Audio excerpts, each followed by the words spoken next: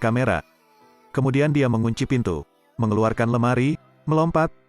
Dia membuka sekrup lalu melepas pelindung dan menekan remote. Ada mainan di saluran ventilasi yang menodongkan pistol ke arahnya, dan mainan itu merangkak dan menembak. Tidak, jangan. Suara tembakan menarik perhatian staf di luar. Kemudian dia melepas tali sepatunya, mengaitkannya pada paku dan menariknya keluar. Tetapi ketika sampai pada akhirnya, karena terburu-buru, dia hanya bisa meludah dengan tangan kosong. Aku membuka tutup peti mati. Apakah ada orang di dalam? Thomas takut, tapi untungnya staf tidak bisa masuk. Staf menghubungi ruang kamera. Tapi kamera sudah tertutup bayangan. Satpam hanya pergi mengecek. Ini benar-benar mendesak saat ini. Thomas dengan cepat meraih salib dan mengaitkan mainan lainnya dan menarik ujung tali yang lain dengan sekuat tenaga. Saat jenazah ditarik keluar, dia memasukkannya ke dalam dan menutup-tutupnya. Tapi sekarang direktur mengambil kuncinya dan berjalan mendekat. Dia dengan cepat mengambil sepatunya dan menutup ventilasi udara.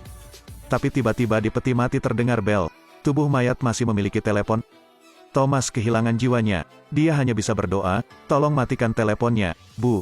Selamatkan aku huhu. Ketika direktur masuk, telepon berdering tepat pada waktunya. Thomas berpura-pura tenang dan tampak tertekan. Keesokan harinya peti mati diambil untuk dimakamkan. Akhirnya dia berhasil. Tapi mengapa dia melakukan itu? Ternyata karena dia sedang mengemudi sambil menelpon, tidak memperhatikan bagian depan. Jadi hasilnya menabrak orang yang lewat. Dia keluar dari mobil dan melihat bahwa pria itu sudah mati.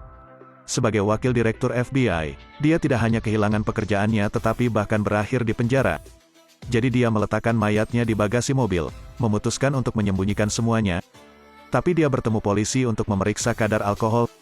Dia buru-buru mengungkapkan identitasnya. Polisi tidak berani mempersulitnya, mereka hanya bisa melepaskannya. Tetapi ketika saya pergi ke rumah duka, saya menerima pesan teks di ponsel saya. Kejaksaan sedang memeriksa kasus korupsi, bahkan memeriksa mobil satu persatu. Thomas panik, karena ada mayat di bagasi mobilnya. Dia memperhatikan pintu ventilasi rumah duka, jadi dia membuat rencana. Dia menyeret jenazahnya ke dalam krematorium, lalu menaruhnya di peti mati ibunya dan berenang ke tanah bersama. Selain itu, masih ada masalah serius lainnya yaitu pintu mobil yang rusak. Dia melihat mobil di depan, lalu menabraknya. Begitu saja, Thomas tak hanya mengganti kacanya, tapi juga memusnahkan semua barang bukti. Anggap semuanya sudah berakhir. Kantor polisi perlu menangkap seorang buronan hari itu. Thomas lihat, bukankah ini pria yang kau tusuk sampai mati? Jika dia menyelidiki keberadaannya, dia akhirnya akan terlibat. Dia dan rekan-rekannya pergi ke tempat penjahat itu melarikan diri, dan tidak menemukan apapun. Berpikir bahwa dia bisa pergi, anjing itu muncul hari itu. Dia mengikuti anjing itu, menemukan bahwa jejak bannya hari itu masih belum dirawat. Seorang polisi memberitahu Thomas bahwa kecelakaan malam itu dilaporkan oleh seseorang yang tidak dikenal. Bahkan detail jenazah yang dimasukkan ke dalam bagasi mobil juga diceritakan. Karena untuk menyelidiki lebih lanjut, mereka memutuskan untuk menonton kamera. Thomas sangat khawatir, tapi untungnya kamera gagal mengabadikan kecelakaan itu. Hanya memfilmkan mobilnya, yang lainnya sangat kabur, hanya melihat plat nomor dengan huruf A. Terlepas dari semua bukti, kedua rekan ini tidak mencurigai Thomas. Pada saat Thomas menerima panggilan telepon, pihak lain mengetahui yang sebenarnya. Dia terlalu takut untuk menutup telepon. Tapi setelah beberapa saat, seorang kakak yang marah datang. "Kenapa kau menutup teleponnya?" Thomas dipukuli sampai mati. Yang memukulnya adalah rekan Kama. Setelah memukul Thomas, dia bilang dia salah orang. Tapi Thomas tahu bahwa orang yang memanggilnya adalah Kama. Dia dan Kama pergi ke kamar mandi dan menanyakan apa yang sebenarnya dia inginkan. Tapi Kama hanya mengatakan satu kalimat, "Bawakan aku mayatmu." Untuk apa? Keingintahuan bisa membunuh seseorang, temanku.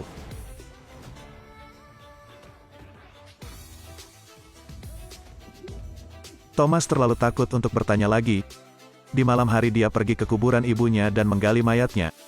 Tetapi saat ini, dia menemukan bahwa tubuhnya memiliki 2 lubang peluru. Ini membuktikan bahwa sebelum ditusuk orang ini dibunuh. Karena untuk mengetahuinya, dia mengambil ponsel dari tubuh tersebut. Setelah mengisi daya, Thomas menemukan orang ini terbunuh karena dia menyembunyikan kuncinya. Ternyata Kama memanfaatkan posisinya dan berurusan dengan narkoba di permukaan. Tapi sebenarnya memerintahkan orang-orang untuk mengumpulkan obat-obatan itu. Untuk melakukan penyulingan kedua, kemudian menjualnya ke pasar gelap. Melalui cara ini, Kama menjadi kaya. Dia menyembunyikan uangnya di kas, tapi orang ini mencuri kuncinya. Namun tak disangka dalam perjalanan melarikan diri ditabrak oleh Thomas. Setelah mengetahui kebenarannya, Thomas mulai mencari kuncinya. Dia menemukan tas belanja kecil, membukanya untuk melihat lipstik. Saat dia sedang bermain-main, rekannya tiba-tiba muncul di belakangnya. Ternyata setelah memeriksa kamera, polisi menemukan mobil itu milik Thomas. Kolega menasihatinya untuk mengaku, ini tidak bisa lagi ditutup-tutupi. Thomas menceritakan semuanya kepada rekan-rekannya. Kolega yang telah bekerja dengannya selama bertahun-tahun tentu saja akan mempercayainya. Saat ini, Thomas menerima telepon dari Kama. Kama menyarankan agar dia maju sekitar 5 langkah. Melihat rekan-rekannya celaka seperti itu, Thomas marah.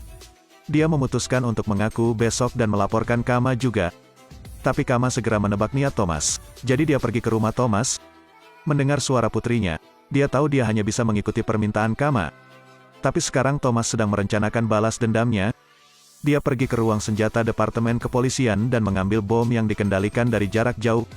Keesokan paginya, Thomas pergi ke lokasi yang telah ditentukan, mengantarkan jenazah ke Kama.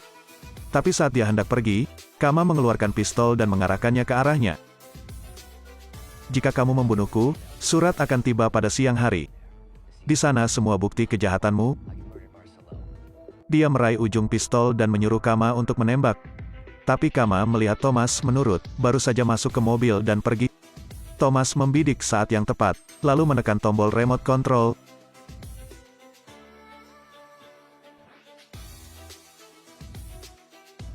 Jadi Kama mati di tempat. Semuanya sudah selesai. Thomas memutuskan untuk pergi dan mengaku. Tapi kepala suku tidak mengejarnya. Jika pembunuhan serius seperti itu terjadi secara internal, Departemen Kepolisian akan terpengaruh. Setelah Thomas direhabilitasi, dia dipulangkan ke pertanian. Sejak saat itu, Thomas kehilangan segalanya. Kolega juga datang untuk mengucapkan selamat tinggal dan mengembalikan lipstik di kantor polisi kepadanya. Ini bukan kunci perbendaharaan. Jadi dia mendengar alamat bendahara. Begitu dia membukanya untuk melihat, ya Tuhan, pemandangan di depan matanya mengejutkannya. Beberapa detik yang lalu, masih dengan tangan kosong, kini menjadi miliarder. Perasaan ini begitu luar biasa. Selamat tinggal dan sampai jumpa lagi.